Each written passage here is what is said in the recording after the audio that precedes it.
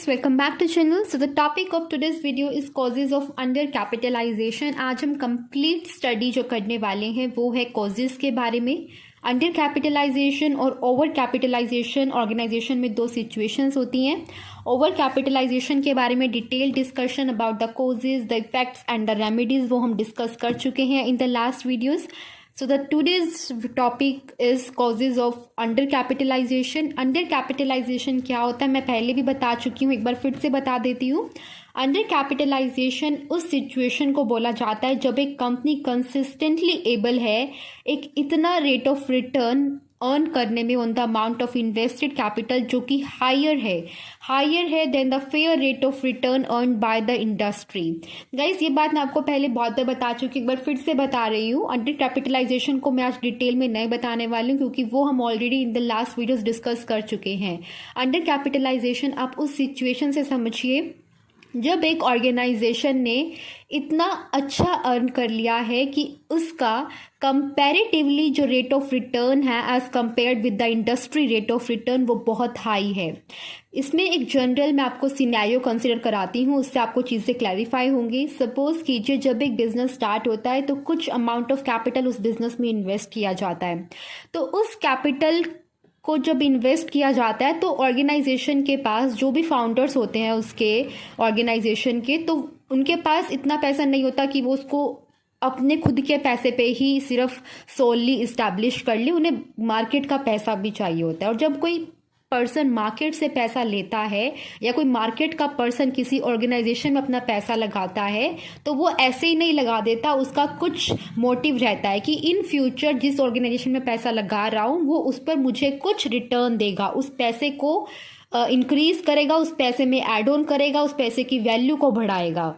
यही सेम है जो हमें कंसिडर करना है while understanding the concept of undercapitalization. आप इस तरह से समझिए कि कोई बिजनेस है हमारे पास जो कि रन हो रहा है. दिस इज अ बिजनेस, ठीक है. इस बिजनेस ने पैसा ले रखा है फ्रॉम द मार्केट. अब मार्केट में जिन लोगों ने अपना पैसा दिया है इस बिजनेस को तो वो इन द एंटिसिपेशन ऑफ कुछ रिटर्न दिया है कि इन फ्यूचर मुझे कुछ रिटर्न्स मिलेंगे फ्रॉम दिस बिजनेस या मेरा पैसा जो है उसमें इंक्रीज होगा, ठीक है. तो ये जो रिटर्न की उम्मीद मार्केट के लोग कर रहे हैं फ्रॉम द बिजनेस, इसी को हम बोलते हैं रेट ऑफ रिटर्न. आप सिंपल सी भाषा में मैं आपको लॉजिकली थोड़ा समझाने की कोशिश कर रही हूँ कि कितने प्रतिशत कितने दर से जो है रिटर्न दिया जाएगा by the business to the market people who have invested their capital in the business. Capital means आप समझिए मनी. अगर कोई बिजनेस में अपना पैसा लगाता है, किसी ने 50,000 रुपया लगाया है तो इस 50,000 रुपये पे वो ये सोच कर लगाएगा कि इस इंडस्ट्री में जिसमें इस बिजनेस ने खुद को इस्टेब्लिश किया है, न्यूली इस्टेब्लिश्ड बिजनेस है, जिस इंडस्ट्री में इसने अपने ये बिजनेस स्टार्ट किया है उस इंडस्ट्री के सारे बिजनेसेस अपने इन्वेस्टर्स को, मतलब जिनसे उन्होंने पैसा ले रखा है, उन्हें वो 15% रेट ऑफ रिटर्न जो है देते हैं. दैट मीन्स अगर इस इंडस्ट्री में जितने भी बिजनेस हैं अगर उनका प्रॉफिट होता है 10 लाख, ठीक है, अगर उन्होंने इतना पैसा जो है मार्केट से ले रखा है तो वो इस पैसे पर 15% के रेट से जो है रिटर्न देते हैं to the investors. That means उनकी 1,50,000 से ज़्यादा अर्निंग्स होती हैं तभी इतना वो दे पाते हैं टू द इन्वेस्टर्स, ठीक है. तो अगर मार्केट का कोई दूसरा पर्सन इस न्यूली इस्टेब्लिश बिजनेस में इस सिनेरियो को देखकर पैसा लगाएगा तो वो कम से कम इतना तो एक्सपेक्ट करेगा ही, क्योंकि इंडस्ट्री में बाकी लोग 15% दे रहे हैं अपने इन्वेस्टर्स को. तो जिस इन्वेस्टर ने इस न्यूली इस्टेब्लिश बिजनेस में अपना 50,000 रुपया दिया है वो भी यही उम्मीद कर रहा होगा कि कम से कम 15 तो मिल ही जाएगा.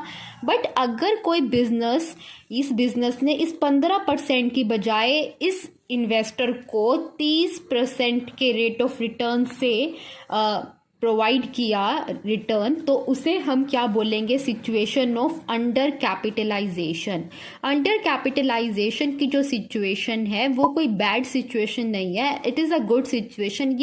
ये डिनोट करती है कि कंपनी में जो रिसोर्सेज है उनका बहुत अच्छे से यूटिलाइजेशन हो रहा है, मैनेजमेंट बहुत अच्छे, कि कंपनी की इतनी अच्छी अर्निंग्स हो रही हैं कि बाकी फर्म्स जो इंडस्ट्री में रेट ऑफ रिटर्न दे रही है उससे ज़्यादा रेट ऑफ रिटर्न हमारे बिजनेस ने अपने इन्वेस्टर्स को दिया है, ठीक है. बट इस सिचुएशन को फिर भी हम बात करते हैं, इसको डिटेल में डिस्कस करते हैं कि इसको किस तरह से सही करें या इसके पीछे के कारण जानने की कोशिश करते हैं, वो सिर्फ इसलिए करते हैं ताकि हमको ये पता चल सके गाइस कि एक्चुअल में ये सिचुएशन क्यों हुई और इसके राइट रेमिडिफिकेशंस कर सके। राइट रेमिडिफिकेशंस हम इसलिए करते हैं ताकि जो बैड इम्पैक्ट होते हैं इस सिचुएशन के उनको सही किया जा सके। अंडर कैपिटलाइजेशन की सिचुएशन कोई बैड सिचुएशन नहीं है, जैसा कि मैंने आपको बताया, क्योंकि इन्वेस्टर्स को बहुत अच्छा रिटर्न मिल रहा है, बट ये अपने साथ बहुत सारी चीज़ें लेकर आती है। जब एक ऑर्गेनाइजेशन बहुत अच्छा कर रही होती है तो वो बहुत सारे लोगों को भी अट्रैक्ट कर लेती है उस बिजनेस को करने के लिए, कि अगर ये बिजनेस इतना अच्छा कमा रहा है इस इंडस्ट्री में तो और लोग भी अट्रैक्ट हो जाएंगे और वो भी आएंगे, तो कंपटीशन बहुत ज़्यादा हो जाएगा, ठीक है, और प्रॉफिट जो है फिर ऑर्गेनाइजेशन इतना अच्छा नहीं कर पाएंगी, राइट। और दूसरा जो बैड इम्पैक्ट होता है वो ये होता है अंडर कैपिटलाइजेशन की, कि जो गवर्नमेंट की इंटरवेंशन है वो बढ़ जाती है। गवर्नमेंट की जब इंटरवेंशन बढ़ेंगी तो गवर्नमेंट ये जानना चाहेगी कि इतना प्रॉफिट कैसे हो रहा है, क्या कोई ये कुछ मतलब गलत एक्टिविटीज तो नहीं परफॉर्म हो रही है, तो मतलब टैक्सेस बहुत ज़्यादा हो जाते हैं। तो अंडर कैपिटलाइजेशन की सिचुएशन अच्छी है बट अपने साथ बहुत सारे बैड इम्पैक्ट्स लेकर आती है, जिन्हें हम इन द इफेक्ट सेक्शन पढ़ेंगे, जो नेक्स्ट टॉपिक होगा हमारा इफेक्ट्स ऑफ अंडर कैपिटलाइजेशन, तो वहां पर हम डिस्कस करेंगे। और उससे नेक्स्ट टॉपिक जो रहेगा वो रेमेडीज रहेंगी कि उसको किस तरह से सुधारा जा सकता है। आज हम जानने की कोशिश कर रहे हैं, जो मैंने अभी आपको समझाया कि अंडर कैपिटलाइजेशन की सिचुएशन, उसके पीछे के कारण क्या हो सकते हैं, कि ऐसा क्या हुआ कि उस इंडस्ट्री के बाकी जो फर्म्स है वो 15% रेट ऑफ रिटर्न दे रहे हैं अपने इन्वेस्टर्स को, और हमारी ऑर्गेनाइजेशन के पास इतनी अर्निंग्स हो गई हैं कि उसने 30% रेट ऑफ रिटर्न दिया है अपने इन्वेस्टर्स को। तो ये ऐसा कैसे हो सकता है, तो वो हमें आज पढ़ना है, ठीक है। आई होप सो मैंने आपका बेस बना दिया है। अब हम कॉजेज के बारे में, एक्चुअल कॉजेज के बारे में डिस्कस करेंगे, ठीक है। अगर आपको बेस समझ में आ गया तो अब कॉजेज समझना बहुत आसान हो जाएगा। तो कॉजेज अगर मैं आपको बताऊं गाइस, तो थोड़ा सा हम लॉजिकली ही बात करेंगे।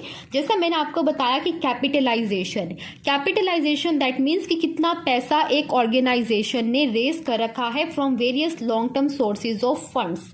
कैपिटलाइजेशन उस अमाउंट को इंडिकेट करता है, उस अमाउंट को शो करता है जो एक ऑर्गेनाइजेशन ने वेरियस लॉन्ग टर्म सोर्सेज से ले रखा है, ठीक है, long term sources of fund से। तो ये जो कितना पैसा एक ऑर्गेनाइजेशन रेज करे from various long term sources of funds अपना बिजनेस इस्टेब्लिश करने के लिए, तो ये दो फैक्टर्स के ऊपर डिपेंड करता है। यहाँ पर मैं बात कर रही हूँ अंडर कैपिटलाइजेशन की। वर्ड है कैपिटलाइजेशन, जिसका मतलब है वेरियस लॉन्ग टर्म सोर्सेज से कितना पैसा रेज किया जाए।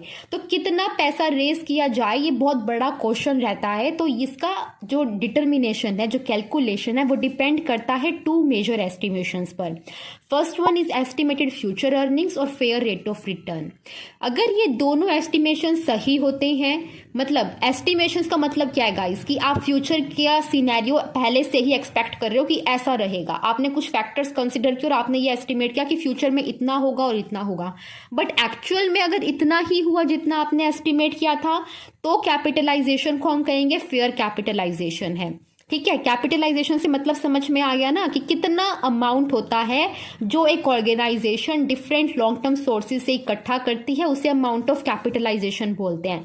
बट जब एक बिजनेस सेटअप होता है, न्यूली सेटअप होता है, तो उसके पास सबसे पहला क्वेश्चन यही होता है कि अमाउंट ऑफ कैपिटलाइजेशन क्या हो, कि कितना पैसा लॉन्ग टर्म सोर्सेज से इकट्ठा किया जाए। उसका डिटर्मिनेशन, कैलकुलेशन डिपेंड करता है इन दो फैक्टर्स पर। अगर ये दोनों फैक्टर जो आपने एस्टिमेट किए हैं और एक्चुअल जो सिनेरियो होगा वो दोनों सेम है, एस्टिमेशन और एक्चुअल सिनेरियो अगर आपका बिल्कुल सेम है, तो कैपिटलाइजेशन के अमाउंट को फेयर बोलेंगे। बट अगर आपने एस्टिमेशन कुछ और किया और एक्चुअल सिनेरियो कुछ और हो गया, तो जो आपने कैपिटलाइजेशन के अमाउंट बेस्ड ऑन एस्टिमेशन इकट्ठा किया था और जो फिर एक्चुअल सिनेरियो होगा उसके अकॉर्डिंग जो कैपिटलाइजेशन होना चाहिए था, वो मिसमैच हो जाएगा। और वो मिसमैच या तो ओवर कैपिटलाइजेशन को लीड करेगा या फिर वो अंडर कैपिटलाइजेशन को लीड करेगा, ठीक है। तो कब वो ओवर कैपिटलाइजेशन को लीड करेगा वो हम ऑलरेडी देख चुके हैं इन द लास्ट वीडियोस। आज हम देखेंगे कि वो अंडर कैपिटलाइजेशन को कब लीड करेगा, ठीक है। तो अमाउंट ऑफ कैपिटलाइजेशन की जो डिटर्मिनेशन है, जो कैलकुलेशन है, वो इन दोनों एस्टिमेशंस पर डिपेंड करेगा। पहला फ्यूचर अर्निंग्स की कितनी होंगी बिजनेस की, और दूसरा कि फ्यूचर में जो फेयर रेट ऑफ रिटर्न है, दैट मीन्स जो इंडस्ट्री का आरओआर है कि इंडस्ट्री में जितनी फर्म्स है उनका एवरेज वो कितना जो है अपने इन्वेस्टर्स को देंगे। तो अगर हमने एस्टिमेट किया है 50,000 और हमने एस्टिमेट किया आरओआर 10%, तो इन दोनों एस्टिमेशन के बेसिस पर जो राइट अमाउंट ऑफ कैपिटलाइजेशन होना चाहिए वो आया हमारा 5 लाख। अमाउंट ऑफ कैपिटलाइजेशन कैसे कैलकुलेट किया जाता है? Estimated future earnings divide by rate of return. जो हमने एस्टिमेट किया एक्चुअल में हमें नहीं पता क्या होगा, बट हमने कुछ एस्टिमेशंस लगाए हैं अबाउट द फ्यूचर, और जिसके बेसिस पर हमारा जो राइट अमाउंट ऑफ कैपिटलाइजेशन आया है वो आया है 5 लाख। दैट मीन्स एक बिजनेस को 5 लाख रुपया जो है डिफरेंट लॉन्ग टर्म सोर्सेज से अपने बिजनेस में इकट्ठा करना चाहिए। बट अगर एक्चुअल सिनेरियो डिफरेंट होता है, अगर बिजनेस की जो अर्निंग्स है वो ये कम है जो हमने एस्टिमेट किया और एक्चुअल में इससे ज़्यादा हो जाती है, तब अंडर कैपिटलाइजेशन की सिचुएशन अकर हो सकती है। और अगर आरओआर इतना आपने जो 10% एस्टिमेट कर रखा है, ये ज़्यादा एस्टिमेट कर रखा है जबकि एक्चुअल में इतना नहीं होता, तब भी अंडर कैपिटलाइजेशन की सिचुएशन अकर हो जाती है। अब हम इन दोनों सिचुएशन को, the under estimation of earning and the over estimation of rate of return, इन दोनों को हम with the help of practical example देखेंगे। ठीक है, अब ये देखिए आपने क्या किया था, यहाँ पर बस ये ध्यान रखिए कि आपने फ्यूचर अर्निंग एस्टिमेट की थी 50,000 और आरओआर आपने एस्टिमेट किया था 10%। और एक्चुअल क्या हुआ? एक्चुअल अर्निंग्स जो हुई बिजनेस में इन द नेक्स्ट ईयर, जब आपने एस्टिमेट कर लिया, आपने पैसे इकट्ठे कर लिए 5 लाख, बिजनेस में लगा दिए, लग गए वो। तो अब जब एक्चुअल सिनेरियो अकर हुआ बिजनेस में, तो वहाँ पर हमें क्या पता चला कि बिजनेस ने 5 लाख रुपए तो लगा दिए बिजनेस ने अपने capital as a capital, but उस कैपिटल पर जो बिजनेस ने अर्न किया वो किया 60,000 और हमारा एस्टिमेशन क्या था 50,000 और एक्चुअल में अर्निंग्स कितनी हुई 60,000। तो 60,000 अर्निंग्स हुई, बट जो आरओआर था, एक्चुअल आरओआर जो था वो 10% ही था। दैट मीन्स एस्टिमेशन भी 10% का और एक्चुअल भी 10%। दैट मीन्स आपका जो एस्टिमेशन था रिगार्डिंग द फ्यूचर अर्निंग्स वो गलत हो गया, क्योंकि एक्चुअल में जो हमारी अर्निंग्स हुई है वो 50,000 से ज़्यादा हुई है 60,000, और हमारा जो एस्टिमेशन था वो अंडर एस्टिमेशन था। ठीक है, तो अगर इन दोनों एक्चुअल फिगर्स को कंसिडर करके राइट अमाउंट ऑफ कैपिटलाइजेशन देखें तो वो हमें पता चल रहा है 6 लाख, क्योंकि हम ऊपर क्या रखेंगे हमारी एस्टिमेटेड फ्यूचर अर्निंग्स और नीचे आरओआर, और हमें पता चला right amount of capitalization 6 lakh होना चाहिए था, और जबकि हमने बिजनेस में 5 लाख रुपया लगा रखा है। बिजनेस की जो अर्निंग्स हैं और जो एक्चुअल आरओआर है, अगर हम उनको देखें तो राइट अमाउंट ऑफ कैपिटलाइजेशन जो बिजनेस में होना चाहिए था वो 6 लाख था, बट कर कितना रखा है, क्योंकि हमने एस्टिमेशन लगाए थे कुछ, उसके बेसिस पे ऑलरेडी जो इन्वेस्टेड है वो है 5 लाख। ठीक है, तो 5 लाख कम है, 6 लाख होना चाहिए था, इसलिए हम क्या बोलेंगे कि जो हमारी फर्म है वो अंडर कैपिटलाइज्ड है बाय ₹1 lakh, that is 6 lakh minus 5 lakh. ठीक है, तो ये जो है पहला कोज था हमारा, जिसके वजह से अंडर कैपिटलाइजेशन की सिचुएशन अकर हो सकती है किसी भी ऑर्गेनाइजेशन में, और वो कोज क्या था? The under estimation of earnings. दूसरा कोज है over estimation of rate of return. अगर सपोज कीजिए जो आपने ये 2 एस्टिमेशन किए थे regarding the future earnings and ROR, estimated future earnings का एस्टिमेशन आपका सही हो जाता है, बट आरओआर आपका गलत हो जाता है। जैसे कि एग्जाम्पल में यहाँ पर मैंने आपको बताया है कि actual earnings earned on the ₹5 lakh amount of capital, वो कितनी अर्निंग्स हुई? 50,000। 50,000 एस्टिमेट किया था, 10% आरओआर एस्टिमेट किया था, 5 लाख की आपकी कैपिटल आई थी कि इतना इन्वेस्ट करना चाहिए बेस्ड ऑन एस्टिमेशन। आपने 5 लाख लगा दिया और 5 लाख पर जो आपकी एक्चुअल अर्निंग्स हुई हैं वो 50,000 ही हुई हैं, बट जो आपका एक्चुअल आरओआर है बिजनेस में वो क्या है? जो इंडस्ट्री का एक्चुअल आरओआर प्रिवेल कर रहा है एक्चुअल सिनेरियो में वो है 8%। 8% कम है, 10% आपने तो एस्टिमेट किया था, और जबकि एक्चुअल में कितना है? 8%। तो बेस्ड ऑन एक्चुअल सिनेरियो जो अमाउंट ऑफ कैपिटलाइजेशन होना चाहिए था वो कितना था? 6,25,000। 50,000 ऊपर और नीचे आरओआर रखा, तो हमें पता चला राइट अमाउंट ऑफ कैपिटलाइजेशन इतना होना चाहिए था, पर बिजनेस में इतने कितना इन्वेस्ट कर रखा है? 5 लाख। तो हमें पता चला कि हमारी जो फर्म है वो अंडर कैपिटलाइज्ड है बाय ₹1,25,000। cause for undercapitalization is conservative dividend policy. Conservative dividend policy से हमारा मतलब ऐसी डिविडेंड पॉलिसी से है जहां पर कंपनी क्या करती है कि ज़्यादा पोर्शन डिस्ट्रीब्यूट करने की बजाय अमंग द शेयर होल्डर्स वो ज़्यादा जो पोर्शन होता है कंपनी के अर्निंग्स का या कह लीजिए प्रॉफिट्स का, उसे क्या किया जाता है, कंपनी में रिटेन किया जाता है for the future use. Retain करने का मतलब है साइड में रिजर्व करके रख लिया जाता है कि फ्यूचर में अगर कोई अनसीन सर्कमस्टांस अकर होती है जहां पर पैसे की जरूरत पड़ेगी तो उन अर्निंग्स को उस टाइम पर यूज किया जाएगा। कि मतलब डिस्ट्रीब्यूट नहीं किया गया अमंग द शेयर होल्डर ज्यादा पैसा, बल्कि अपने यूज के लिए रिजर्व कर कर रख लेना, उसे हम बोलेंगे कंजर्वेटिव डिविडेंड पॉलिसी। कि कंजर्वेटिव अप्रोच है टुवर्ड्स द डिविडेंड, कि कंपनी ज्यादा डिस्ट्रीब्यूट नहीं करती है अमंग द शेयर होल्डर्स। ठीक है, तो इस तरह की पॉलिसी की वजह से जो कंपनी की अर्निंग्स है वो ज्यादा ही रहती है, वो कम नहीं होती, क्योंकि जितना ज्यादा डिस्ट्रीब्यूट कर दिया जाएगा अमंग द शेयर होल्डर्स उतनी ज्यादा कंपनी की अर्निंग्स रिड्यूस हो जाएंगी। राइट, रिड्यूस हो जाएंगी क्या, नहीं हो जाएंगी। बट अगर कंपनी की अप्रोच ही कैसी है, कंजर्वेटिव है, जहां पर ज्यादा अमाउंट डिस्ट्रीब्यूट करने की बजाय रिटेन कर लिया जाता है कंपनी में फॉर द फ्यूचर यूज, तो उस तरह की पॉलिसी की वजह से कंपनी की जो अर्निंग्स है वो इंक्रीज रहती है as per the amount of capital जो इन्वेस्ट की गई है। और इसी वजह से अंडर कैपिटलाइजेशन की जो सिचुएशन है वो अकर हो जाती है किसी भी ऑर्गेनाइजेशन में। This is one of the reason behind the occurrence of undercapitalization situation. ठीक है, फोर्थ कॉज हमारे पास क्या है, high level of efficiency. Efficiency से हमारा मतलब है योग्यता, कि जब किसी काम को करने में आप बहुत ज़्यादा एफिशिएंट हो जाते हो, बहुत अच्छे से उस काम को करना जान लेते हो, तो उसकी वजह से भी कंपनी की जो अर्निंग कैपेसिटी है वो इंक्रीज हो जाती है और कंपनी ज़्यादा अर्न कर पाती है as compare to other similar firms in the industry.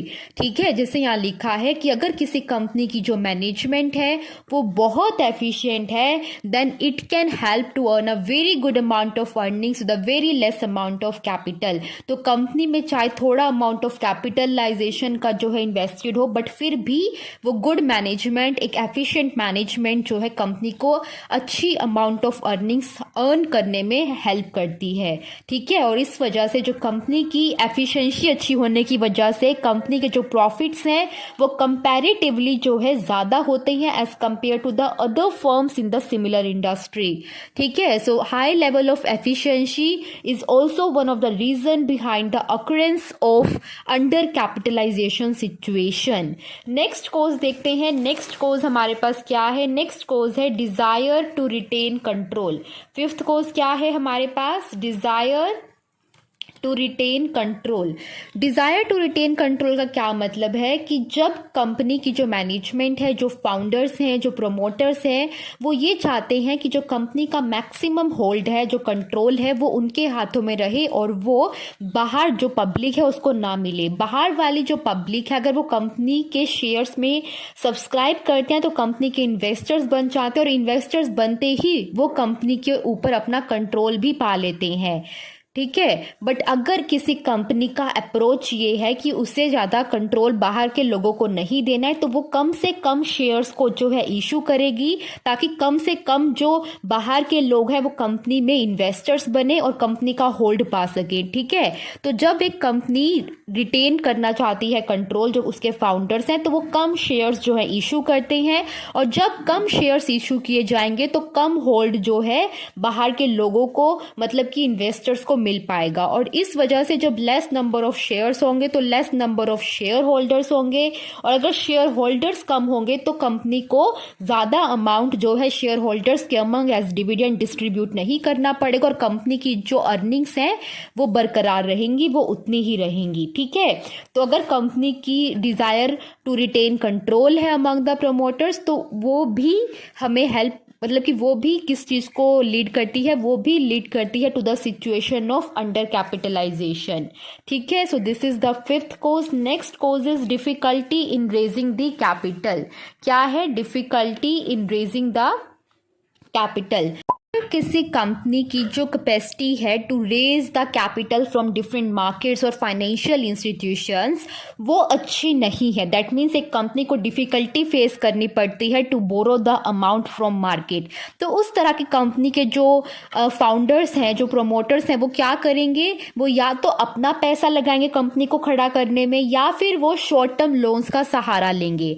Short term loans easily उस कंपनी को मिल सकते हैं as compare to long term loans, क्योंकि अगर एक कंपनी की जो इमेज है कि वो अपना जो पैसा है उधार लिया हुआ वो टाइम पर नहीं चुका पाती या फिर वो इंटरेस्ट नहीं दे पाती, तो उस कंपनी को शायद लॉन्ग टर्म्स लोन लेने में डिफ़िकल्टी देखनी पड़े। बट शॉर्ट टर्म लोन उसे मिल जाएगा, क्योंकि शॉर्ट टर्म लोन में जो रिस्क इन्वॉल्व होता है as compare to the risk involve in long term loan वो कम होता है, क्योंकि शॉर्ट टर्म लोन्स जो है थोड़े टाइम पीरियड के लिए, शॉर्ट टाइम पीरियड के लिए इशू किए जाते हैं।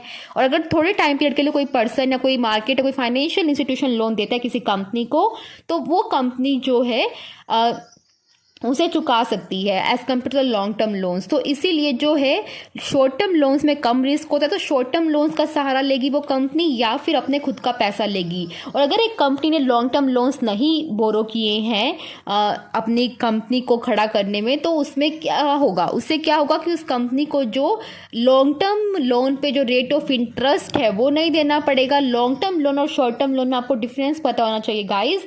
लॉन्ग टर्म लोन ज़्यादा रिस्की होते हैं, इसलिए उन पर जो रेट ऑफ इंटरेस्ट है वो ज़्यादा चार्ज किया जाता है by the institutions, by the financial institutions जो लोन प्रोवाइड कर रहे हैं। But short term loans come risky होते हैं, इस पर जो उन पर लोन पर रेट ऑफ इंटरेस्ट रहता है वो कम रहता है, क्योंकि वो कम रिस्की है। तो इस पर जो कंपनी के इस तरह के लोन्स पर जो रेट ऑफ इंटरेस्ट देने में जो कंपनी की अर्निंग्स यूज़ होंगी वो कम यूज़ होंगी, क्योंकि अगर कंपनी लॉन्ग टर्म लोन लेती तो कंपनी को ज़्यादा रेट ऑफ इंटरेस्ट देना पड़ता है, ज़्यादा अर्निंग्स जो है कंपनी की उन लॉन्ग टर्म लोन्स पे इंटरेस्ट देने में चली जाती, ठीक है। पर शॉर्ट टर्म लोन्स में कम इंटरेस्ट देना पड़ रहा है, तो कंपनी की कम अर्निंग्स यूटिलाइज होंगी टू पे द इंटरेस्ट, और इस वजह से जो कंपनी की अर्निंग्स हैं वो कंपैरेटिवली हाई हो जाएंगी उन ऑर्गेनाइजेशन से जो सिमिलर इंडस्ट्री में ऑपरेट तो कर रही हैं बट लॉन्ग टर्म लोन्स का सहारा ले रही हैं, ठीक है। तो अगर एक कंपनी को डिफ़िकल्टी है इन raising the capital from the different financial institutions, तो उस तरह की सिचुएशन भी अंडर कैपिटलाइजेशन को लीड करती है, ठीक है। So this is all for today. मैंने टोटल 6 कॉजेज जो है आपको बताए जिसकी वजह से अंडर कैपिटलाइजेशन की सिचुएशन किसी ऑर्गेनाइजेशन में अकर हो सकती है। So this is all. Thank you very much for watching the video. Bye bye.